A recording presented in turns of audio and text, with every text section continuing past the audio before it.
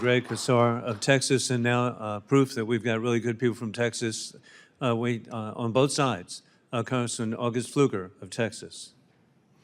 Thank you, Mr. Chairman, and thank you for letting me wave on to this committee. I know that we've been having this discussion between several members, bipartisan discussions on this very important issue. So I very much appreciate the ability to wave on today. Obviously have some concerns about what has happened in the past few weeks and months, and appreciate you being here, Mr. Liu. Thank you for your time today. These questions have probably been asked, but I want to ask them again.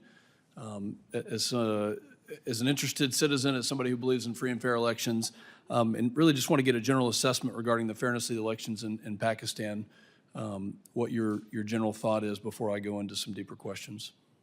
Sir, we share the view of local election observers who have, in summary, said this was a competitive and orderly election, but they note irregularities in the compilation of the results that should be fully investigated. Do you believe that the recent election was free and fair? Sir, we have never used the term free and fair in the characterization of this election. To what level, then, would you say interference happened? Sir, we have expressed, and I've said this multiple times today, serious concerns about the pre-election environment, violence that occurred, terrorism and political violence. We have expressed concern about the failure to register individual candidates and political parties, the mass arrests of those in opposition, the shutdown of internet, and the censorship and pressure placed on journalists. Do you believe that those, without those specific examples, and would definitely like to hear more examples, but without those examples of interference, I'm not sure if you're going to use that term, but please tell me what adjective you would use to describe it, and without those things having happened, would the election results be different? Sir, you ask an important question, and I think the answer to your question is the Election Commission of Pakistan, should it find that these irregularities are substantiated, should rerun elections where there's been interference. And that's the way the Pakistani people will know.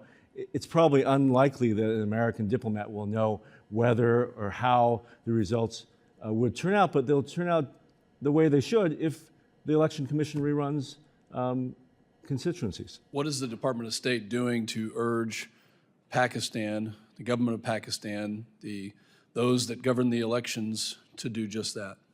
Sir, we have made very clear public and private statements. We have said so clearly to Pakistan's leaders, but also to election officials, that it is an expectation of all of Pakistan's partners, not only the United States, that they conduct elections with integrity. So you believe these should be fully investigated and adjudicated? Yes, sir.